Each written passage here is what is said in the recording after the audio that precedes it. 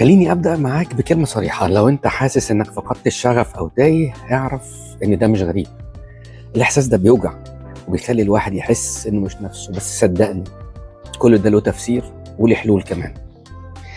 كان ليا صديق وصل لمنصب كبير جدا، بس كان بيرجع البيت كل يوم وهو متضايق. الإحساس ده خلاه حاسس إن هو في قفص، لا هو عارف يطلع منه ولا حد عارف يخش له، وتقريبا فقد جزء من روحه. التجربة دي خلتني أقول لنفسي أنا لازم أعمل أثر إيجابي، لازم أهتم بإني أحافظ على الباشن أو الشغف بتاعي. ده من 5 سنين خلاني أتعلم كوتشنج، أتعلم تريننج، أكون سيرتيفايد ترينر ومعايا شهادة. مزجت ده مع حب للتصوير فخلاني أقف قدام الكاميرا وأقدر دلوقتي أقول الكلام ده وأكلمك زي ما بكلمك دلوقتي.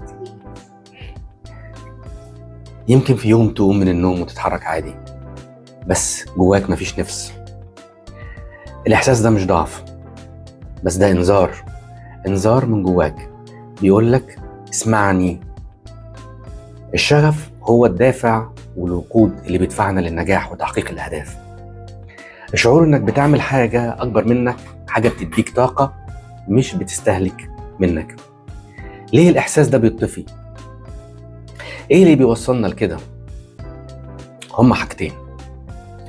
أول حاجة التراكم والضغوط اللي ما بنتكلمش عنها، بتستنزف طاقتك، البطارية بتاعتك بتفضى من غير ما تحس. تاني حاجة إن احنا مش شايفين طريقنا بوضوح، عشان كده ممكن نبذل مجهود ضخم بس في المكان الغلط. الضغط اللي انت ما اتكلمتش عنه، التراكم، كل ده بيطفي حاجة جواك من غير ما تحس. واحنا عندنا مثل بيقول كتر الضغط بيولد الانفجار.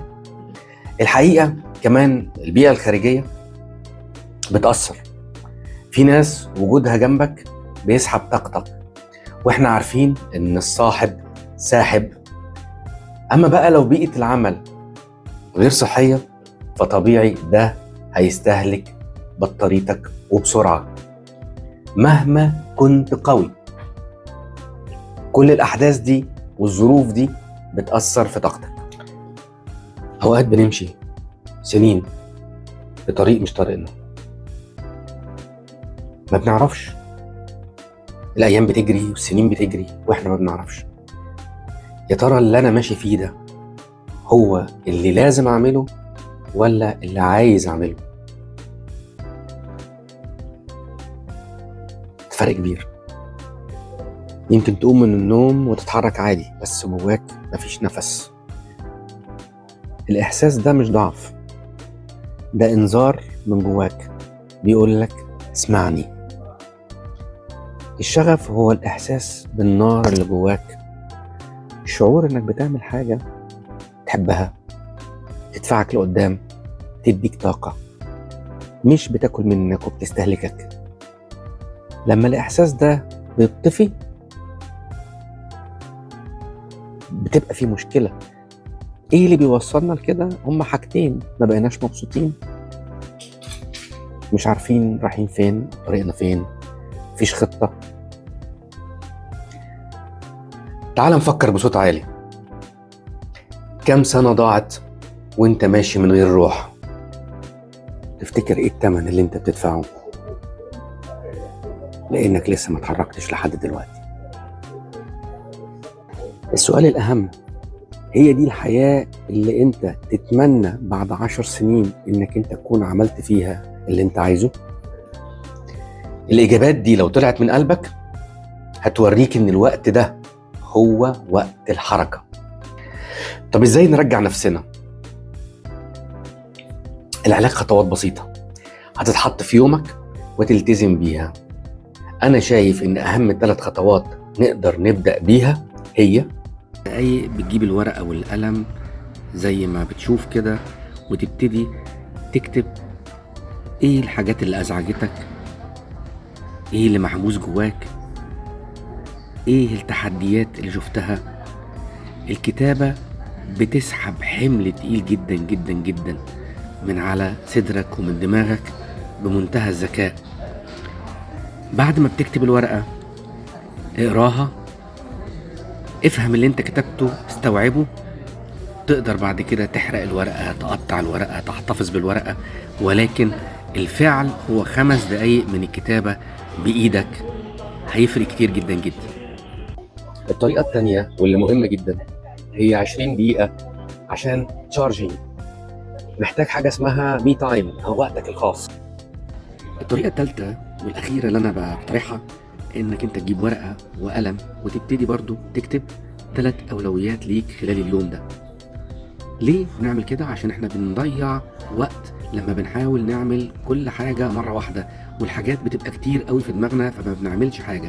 اختار أهم 3 حاجات واضحة اكتبها.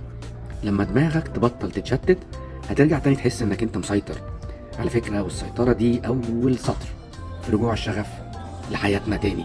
لما تلقى يومك بيعدي ومفيش معنى، لما تعمل كل اللي عليك ومفيش إحساس بالإنجاز، لما تبقى عايز ترجع لنفسك بس مش عارف تبدأ منين، ساعتها لازم تقف وتراجع وتبدأ تطبق الخطوات من غير أي تردد.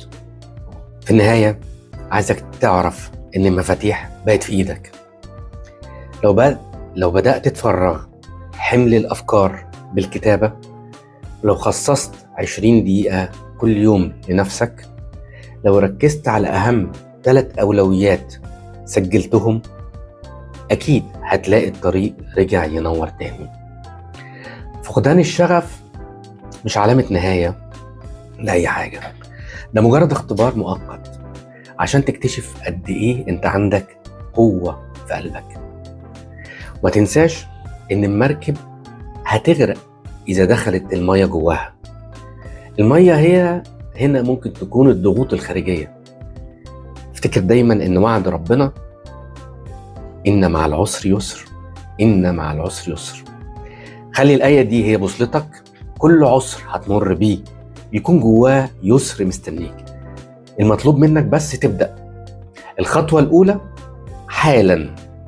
أشوفكم على خير في الحلقة الجاية، وخليك دايما مشرق ومؤمن بالنور اللي جواك.